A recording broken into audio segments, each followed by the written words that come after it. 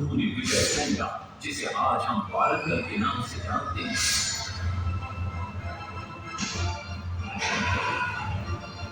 कि काकतीय वंश के राजा गणपति को परास्त किया। और उनके राजकोष पर भी कब्जा कर लिया। 3 वर्षों तक निरंतर युद्ध के पश्चात जब वे बहुत सारी धन संपदा लेकर गरीब लौटे, तो राजमहल में उनका भव्य स्वागत हुआ।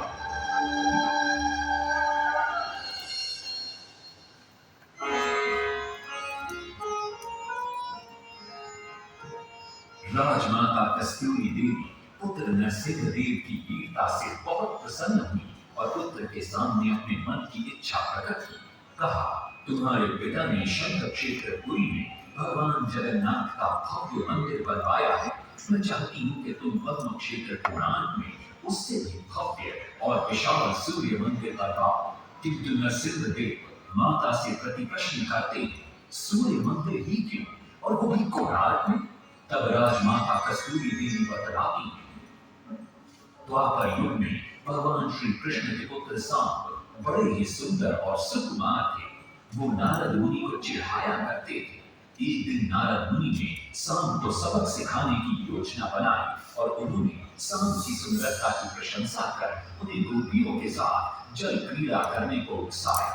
वहीं दूसरी तरफ भगवान श्री कृष्ण को जाकर कह दिया कि सांब अपनी मां समान गोपियों के साथ जल क्रीड़ा कर रहा है। श्री कृष्ण इस बात से बहुत क्रोधित हो जाते हैं और वे सांब को श्राप दे देते हैं, जिस सुंदरता का तुम्हें अभिमान है वो तत्क्षण नष्ट हो जाए। सांब को घोर हो जाता है जब सांब राजमहल लौटते हैं और मां जामदेवी को ये पता चलता है कि पिता श्री कृष्ण के श्राप की वजह से सांब की ये अवस्था हुई, तो सारी रानियां क्रोधित हो जाती हैं। नारद जी को बुलाया जाता है। वे रोग मुक्ति का उपाय बतलाते हैं। वे कहते हैं, सूर्य की पहली किरण ऊर्ध्व देश के एक कोण पर पड़ती है जिसका नाम कोणार्क है। सांब को वहीं जाकर सूर्य की आराधना करनी होगी।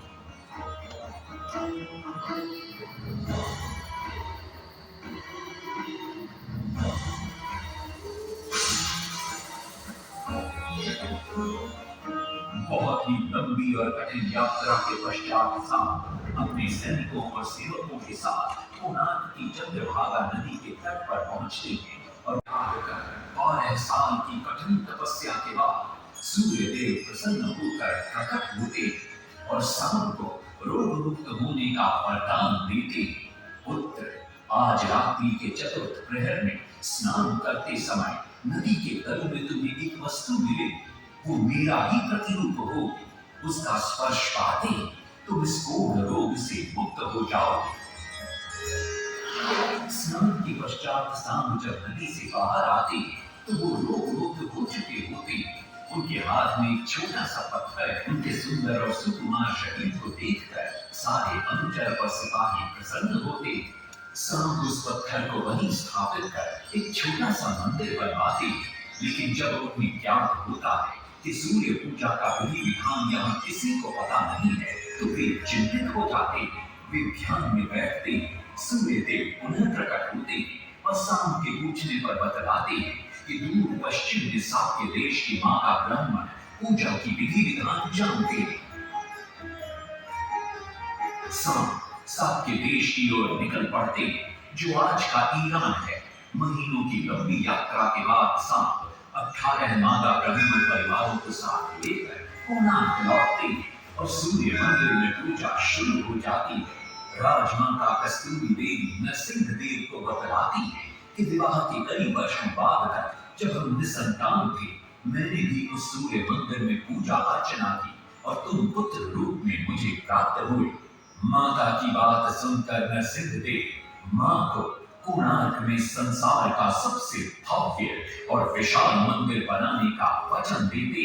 सदाशिव सामंतराय महापात्र, जो शिवरी सांतरा के नाम से लोकप्रिय थे, वे अपने सहयोगी बीसू महाराणा के साथ मंदिर का प्रतिरूप बनाते और नरसिंह देव के समक्ष प्रस्तुत करते।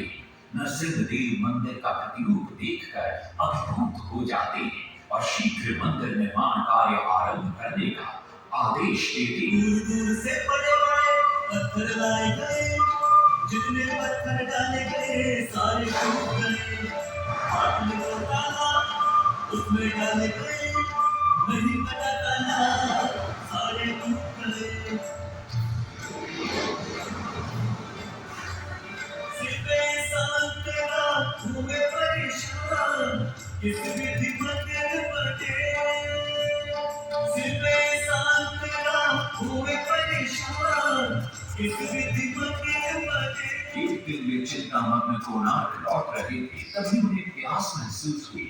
उन्हें पास ही में एक कुटिया दिखाई पड़ती है, जहाँ एक बूढ़ी औरत से उनकी भेंट होती है। शिवई सांतरा पानी मांगते हैं। बूढ़ी औरत पानी के साथ गरम गरम भोजन भी लेकर आती है। वे थाली के बीच में हाथ डालते हैं, जिससे उनका हाथ जल जाता है। तब वो बूढ़ी औरत मुस्कुराकर कहती है, तुम तो शिवई सांतरा की तरह बीच से भोजन उठाकर खा रहे हो। ये सुनकर शिवई सांतरा को अपनी भूल का एहसास होता है। माता रामचंद्री ने उपाय सुझाया, समझे सिर्फ सांतरा।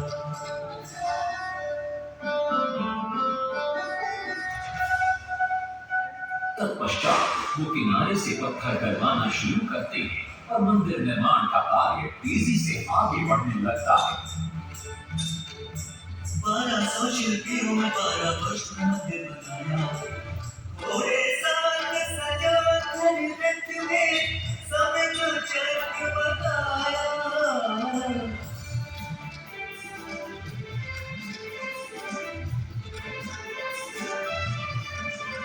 दूसरी तरफ कलिंग के उत्तर के राज्यों के नवाबों के बार बार राज्य पर आक्रमण हो रहे थे। इन आक्रमणों से क्रोधित होकर नरसिंहदेव अपनी विशाल सेना को लेकर युद्ध के लिए निकल पड़े।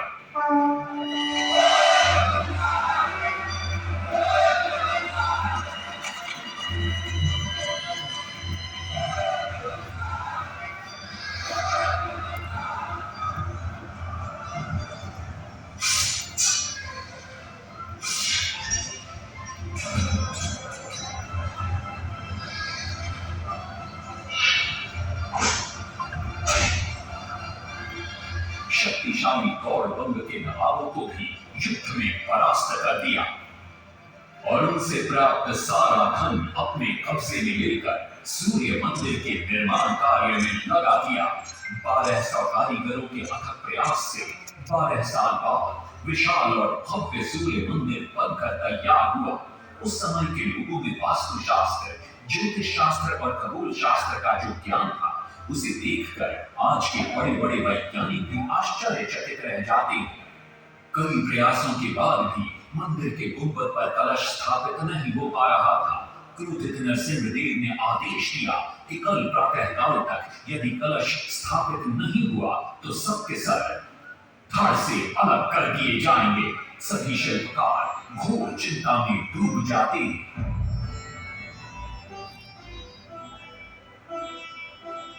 दूसरी तरफ मुख्य शिल्पकार बीसू महाराणा का 12 साल का बेटा धर्मपद सूर्य मंदिर के प्रतिरूप पर कलश बिठाकर प्रसन्न होता है और मां के सामने अपने पिता से मिलने की इच्छा व्यक्त करता है। मां अपने बागीचे के पेड़ पोटली में बांध कर देती है और कहती है, अपने कुत्ते बलिया को साथ लेकर कोणार्क जाओ। बलिया अपने मालिक को पहचान लेता है और बीसू महाराणा से निपट जाता है। धर्मपद अपने पिता को प्रणाम करता है और अपना परिचय देता है। सब कुछ चिंता में देखकर वो अपने पिता से इसका कारण पूछता है। कारण जानकर धर्मपद कहता है, अगर आप आज्ञा दें तो मैं मंदिर के गुंबद पर कलश स्थापित कर सकता हूँ। शिवे सांतरा धर्मपद को अनुमति दे देती। धर्मपद गुंबद पर चढ़ जाता है और कुछ ही समय के प्रयत्न के पश्चात वो कलश को स्थापित करने में सफल हो जाता है। गुंबद पर कलश स्थापित होते ही नीचे गर्भगृह में चारों दिशाओं में लगे चुंबकों के आकर्षण से सूर्य महाप्रभु की मूर्ति शून्य में स्थापित हो जाती है। सब धर्मपद को कंधे पर बिठाकर खुशी से नृत्य करने लगते हैं। कभी कुछ कारीगर इसका विरोध करते हुए कहते, अगर सुबह राजा को ये पता लग गया कि इस बच्चे ने कलश को स्थापित किया है तो किसी का बचना संभव नहीं है, इसलिए धर्मपद को मरना होगा। इस बात से शिवरी सांतरा बड़े क्रोधित हो जाते हैं, भीषण वाद विवाद छिड़ जाता है। ये सब देखकर धर्मपद गहरी चिंता में पड़ जाता है और वो सोचता है कि यदि मेरे जीवित रहने से इन सब का सर काट दिया जाएगा तो इससे अच्छा है कि मैं आत्म बलिदान कर दूं ताकि सबके प्राण बच जाएं। और उसी पल धर्मपद नवनिर्मित सूर्य मंदिर के शिखर पर चढ़ जाता है।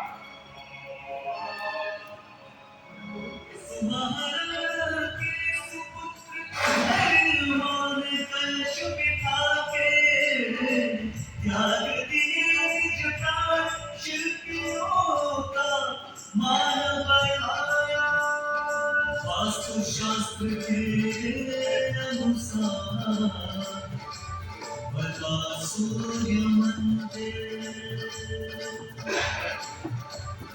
सूर्य उत्तरायण हो या दक्षिणायन हो, सूर्य उदय की आज भी पहले किरण पड़ती प्रभु के ऊपर।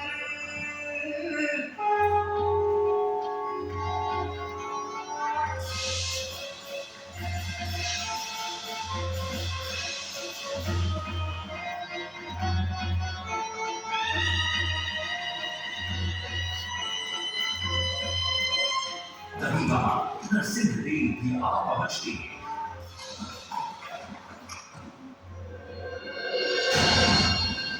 और सूर्य महाप्रभु को शून्य में स्थापित देख वे भी आनंद से भर जाते हैं और शिवरी सांतरा की पूरी पूरी प्रशंसा करते हैं। वो ये भी घोषणा करते हैं कि माघ शुक्ल पक्ष की सप्तमी को मंदिर की प्राण प्रतिष्ठा की जाएगी। लेकिन शिवरी सांतरा कहते, राजन तिथि तो अच्छी है लेकिन मंदिर की प्राण प्रतिष्ठा के लिए ये शुभ नहीं है। किंतु राजा अपनी बात पर अड़ जाते हैं।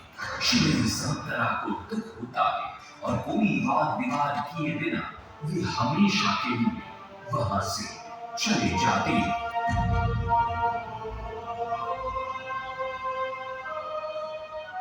पूर्व निर्धारित तिथि पर मंदिर की प्राण प्रतिष्ठा संपन्न होती है।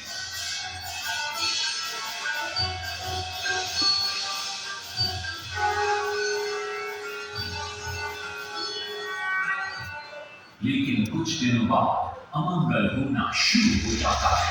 सबसे पहले विराट सिंह की मूर्ति नीचे आ गिरती है। तत्पश्चात मंदिर की शिलाओं का गिरना भी शुरू हो जाता है। नरसिंहदेव को अब समझ में आता है कि शिवरी सांतरा का कहना सही था, लेकिन देर हो चुकी थी। बहुत साल बाद मंदिर के आसपास जंगल उगाए और ये मंदिर घने जंगलों के बीच छुप गया। जब अंग्रेजों ने जंगल के बीच इस मंदिर को देखा तो उन्होंने इसका पुनरुद्धार किया। आज आप उसी विशाल मंदिर के भग्नावशेष देख रहे हैं। ये है इस प्रसिद्ध मंदिर की कथा। अब इस कथा में कितनी सत्यता है और कितनी कल्पना है ये तो किसी को नहीं मालूम, लेकिन ओडिशा की जनश्रुतियों में यही कथा विद्यमान है।